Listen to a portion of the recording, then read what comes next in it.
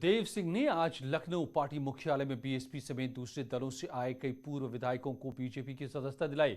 आगरा से बीएसपी के पूर्व विधायक सूरजपाल, बिजनौर से बीएसपी के पूर्व एमएलसी सुबोध पराशर, गोरखपुर से बीएसपी के पूर्व विधायक देवनारायण सिंह, हरदोई से बीएसपी के पूर्व विधायक वीरेंद्र कुमार पासी, सोनभद्र से पूर्व विधायक रवि प्रसाद ने बीजेपी ज्वाइन की। इस मौके पर बीजेपी के प्रदेश अध्यक्ष स्वतंत्र देव सिंह ने कहा कि इन नेताओं के आने से बीजेपी और मजबूत होगी।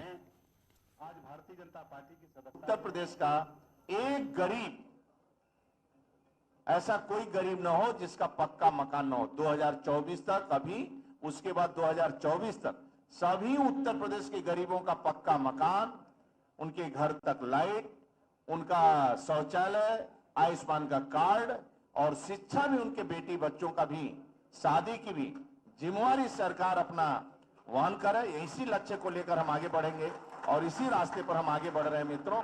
और आप सबसे भी प्रार्थना है, आप सब आए, आपके आने से भारतीय जनता पार्टी और मजबूत होगी और ताकतवर होगी और 2022 में पूर्ण बहुमत के साथ आपकी बदौलत हम सरकार बनाएंगे।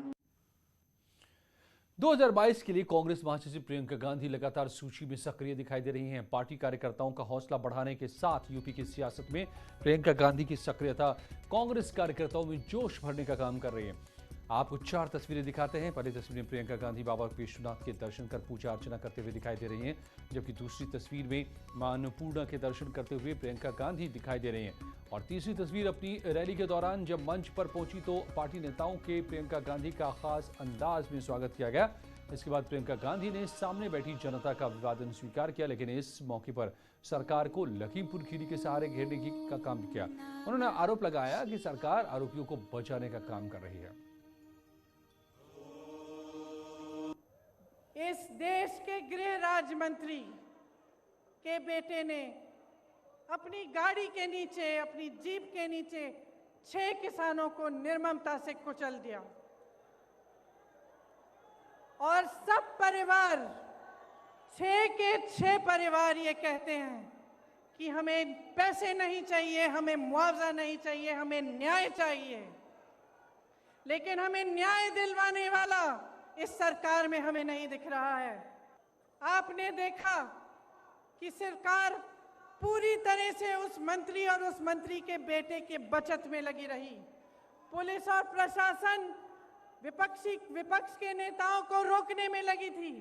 जब मैंने रात में वहां जाने की कोशिश की तब हर सड़क पे पुलिस थी, मुझे रोकने की कोशिश की, तमाम पुलिस के घेरे थे, नाकाबंदियां थी। जो परिवार है, पीड़ित परिवार है, उनके घरों में उन्हें नजरबंद किया गया, लेकिन अपराधी को पकड़ने के लिए एक भी पुलिस वाला नहीं निकला। अपराधी के घर में उन्होंने निमंत्रण भेजा कि आप आकर हमसे बात करिए। आपने किसी भी देश में, दुनिया के किसी भी देश में या इस देश के इतिहास में आपने कभी ऐसा देखा है कि एक आदमी 6 किसानों को कुचल दे, 6 लोगों की हत्या कर दे और उसको पुलिस निमंत्रण दे रही है कि आइए हमसे बात करिए? आपने कहीं ये देखा है? बताइए। वैसे प्रियंका गांधी लखीमपुर खीरी हिंसा के बाद से लगातार यूपी में बनी हुई हैं, यानी कि 3 अक्टूबर की रात से प्रियंका गांधी यूपी के दौरे पर हैं। पीड़ित परिवारों से मुलाकात के बाद जब पहली बार वो वाराणसी पहुंची तो सबसे पहले दुर्गा कुंड मंदिर में जाकर पूजा अर्चना की। इसे लेकर के विवाद भी शुरू हो गया है। संत समिति के राष्ट्रीय महामंत्री स्वामी जितेंद्रानंद ने प्रियंका गांधी के मंदिर भ्रमण पर सवाल खड़े किए हैं। उन्होंने आरोप लगाया कि मंदिर प्रियंका के लिए पर्यटन का केंद्र है। इन आरोपों पर प्रियंका गांधी ने जवाब भी दिया है।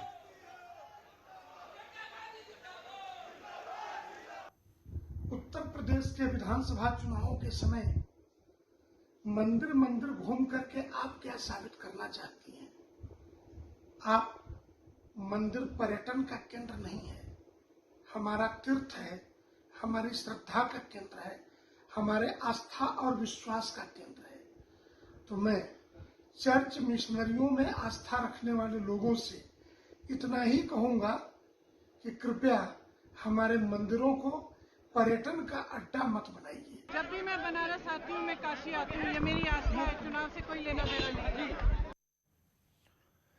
सहारनपुर में अखिलेश यादव ने भी सरकार को लखीमपुर खीरी हिंसा के साथ किसान आंदोलन के बहाने सियासी वार किया सरकार पर। अखिलेश यादव ने आरोप लगाया कि किसानों को टायरों से कुचला गया, उनको अपमानित किया गया। समाजवादी पार्टी ने चौधरी यशपाल की 100वीं जयंती के मौके पर यह कार्यक्रम किया था। इस मौके पर अखिलेश यादव ने किसानों और गरीबों पर हो रहे अत्याचार पर योगी सरकार को घेरना का काम किया। आरोप लगाया कि सरकार महंगाई और स्वास्थ्य के क्षेत्र में पूरी तरह से फेल रही है। अखिलेश यादव ने कहा कि जो लोग नाम बदलने की सियासत पर कर रहे हैं, उनकी सरकार भी लोग बदल डालेंगे। बुजुर्गों, नौजवानों की दिलों की धड़कन को माया के बीच में रह के माया से दूर हो, वो योगी होता है। तो बताओ, जो गद्दी पर बैठे हैं, अभी हम लोगों ने उनका कारनामा देखा। उनके लोगों का कारनामा अभी हम लोगों ने लखीमपुर में देखा, जहां पर किसानों को कुचल दिया गया गाड़ी से, गाड़ी के टायरों से किसानों को कुचला गया। वो किसानों को तो कुचला ही गया है, क्या क्या नहीं कहा जा रहा। किसान भाइयों, आपको मवाली कहा जा रहा, इनका बस चले तो आतंकवादी कह दें आपको। न जाने कितनी बार अपमानित होना पड़ा है, लेकिन हम अपने किसानों को बधाई देना चाहते हैं। भारतीय जनता पार्टी ने कितना भी अपमानित किया होगा, लेकिन वो अपने संघर्ष से पीछे नहीं हटे हैं। उन्होंने भी ठान लिया है कि जब तक बैठे रहेंगे, जब तक ये 3 कानून वापस नहीं होंगे। और यही हमारे लोकतंत्र की ताकत है कि हम लड़ना भी जानते हैं, गद्दी पे भी बैठाना जानते हैं, और जब मौका मिलेगा तो गद्दी से हटाना भी ये जनता जानती है।